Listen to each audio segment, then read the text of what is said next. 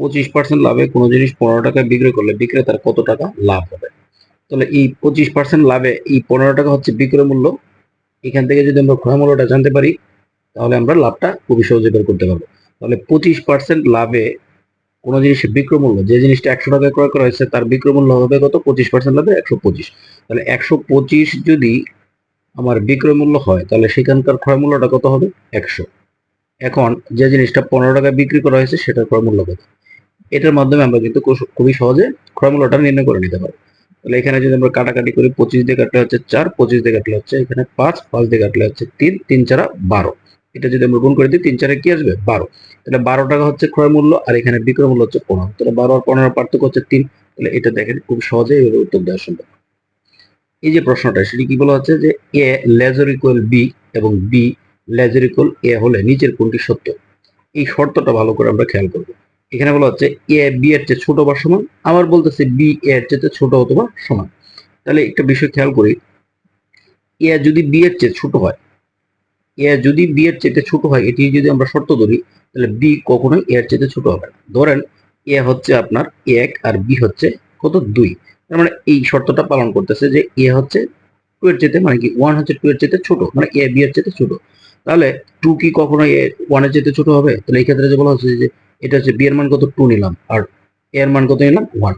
তাহলে এই 2 কি 1 এর চেয়ে ছোট হবে? তাহলে এটা মানবে না। তাহলে এই শর্তটা আমার পালন করতেছে না। ঠিক একইভাবে এ বি এর চেয়ে বড়, আমরা এখানে বলতে পারি যে এখানে এ বি এর চেয়ে বড়, সেটা যদি আমরা ধরে নিই, এটা যদি ধরি যে এ বি এর চেয়ে বড়, তাহলে সেক্ষেত্রে আবার বলতেছে এ আবার বি এর চেয়ে ছোট, তাহলে এই শর্তটাও কিন্তু পালন করতেছে না। আবার এই যে শেষের যে শর্তটি আছে সেটি কি বলছে? এ আর বি সমান নয়। কিন্তু এখানে কি বলা হতেছে যে আমার এ আর বি যদি সমান না হয় তাহলে অবশ্যই যে কোনো একটা শর্ত পালন করবে। যেমন ধরো আমি এ কে 1 ধরলাম আর বি কে যদি 2 ধরি, অথবা এ কে 3 ধরলাম, বি কে 4 ধরলাম, অথবা অন্য যে কোনো সংখ্যা ধরতে পারি যে এখানে এ এবং বি দুটি অসমান হবে। তাহলে সেক্ষেত্রে অবশ্যই একটা শর্ত পালন করবে, হয় এ বি এর চেয়ে ছোট হবে অথবা বি এর চেয়ে ছোট হবে। ঠিক আছে, দুইটা কিন্তু পালন করতে পারবে না, তার মানে এটাও সত্য না।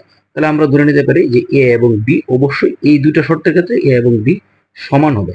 তাহলে এ আর বি সমান হবে, কারণ এ বি এর চেয়ে যদি ছোট হয় তাহলে অবশ্যই বি এর চেয়ে ছোট হবে না, দুইটা একসাথে পালন করা সম্ভব না। সেক্ষেত্রে অবশ্যই কি হবে? এ আর বি সমান হবে। X plus one by x equal to -5 হলে x by x square plus x plus one এর মান কত? এই প্রশ্নের উত্তর একদম খুবই সহজে দেওয়া যাবে। সেটা হচ্ছে আপনি এটাকে লসাগু নির্ণয় করবেন। ঠিক আছে, এখান থেকে যদি আপনি লসাগু করেন তাহলে হরে কত থাকবে? এক্স, আর উপরে কি হবে? X square plus 1 equal to হচ্ছে -5। তাহলে দেখেন এক্স স্কোয়ার প্লাস 1 এর মান কত আসবে? এই যে -5x, আমরা যখন আর গুণন করবো তখন আসবে কত? -5x। এখন এই -5x কার মান আসলো? X square plus 1। এই যে এক্স স্কোয়ার প্লাস 1 এর মান হচ্ছে -5x। তাহলে এটা দেখেন, এই যে এটা হচ্ছে -5x আর আছে কত? প্লাস এক্স, আর উপর হচ্ছে এক্স। বোঝানোর জন্য লিখে করতেছি, আপনি কিন্তু একদম সহজে মনে মনে চিন্তা করে করে ফেলতে পারবেন। তাহলে এখানে থাকবে কত? -4x আর উপর হচ্ছে এক্স, এক্স এক্স এ কাটা গেলে থাকবে কি? 1/4, -1/4 থাকবে। এটা হচ্ছে সঠিক উত্তর। এই যে প্রশ্নটি আছে সেটি হচ্ছে কি 80 এর 75%, এর 25%। তাহলে 80 এর মানে কি ইনটু দিয়ে আপনি করতে পারেন, 75% মানে কি 75 বাই হচ্ছে 100 ইনটু কি আছে আবার 25%। তাহলে এটা কি লিখবেন? 25 বাই হচ্ছে 100। এখন জাস্ট আপনি কাটাকাটি করবেন, 0 0 কেটে দিতে পারেন। এখন 25 দিয়ে যদি কাটেন তাহলে এটা হচ্ছে 4, আবার 4 দিয়ে যদি 8 কে কাটেন তাহলে এটা হচ্ছে 2, 2 দিয়ে যদি 10 কে কাটেন তাহলে 5, 5 দিয়ে 75 কে কাটলে থাকবে হচ্ছে 15। তাহলে এটা হচ্ছে সঠিক উত্তর। একটি বর্গক্ষেত্রের পরিসীমা এর কর্ণের দৈর্ঘ্যের কত গুণ? আমরা যদি বর্গক্ষেত্রের পরিসীমা এবং কর্ণ সম্পর্কে ধারণা রাখি তাহলে এই প্রশ্নের উত্তর আপনি নির্ভুলভাবে দিতে পারবেন।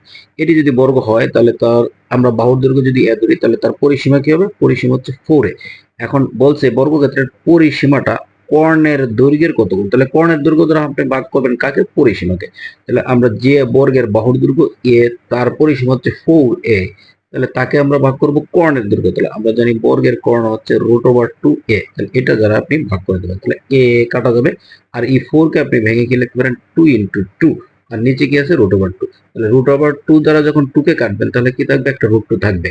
এই 2√2 হচ্ছে আনসারটা। এখন অনেকে বলতে পারে যে এটা √2টা কিভাবে আসলো? √2 দ্বারা আমরা যখন 2 কে ভাগ করছি, মানে 2 একটা পূর্ণ সংখ্যার ভিতরে কি থাকবে? ওই পূর্ণ সংখ্যাটার মধ্যে থাকবে হচ্ছে ওই দুটা √2 এর গুণ। তাহলে 2 এর মধ্যে আছে দুইটা √2 এর গুণ। এই জন্য আমরা এই যে √2 দ্বারা যখন 2 কে কাটছি তখন √2 আরেকটা রয়ে গেছে। তাহলে উত্তরটা হচ্ছে 2√2। ধন্যবাদ।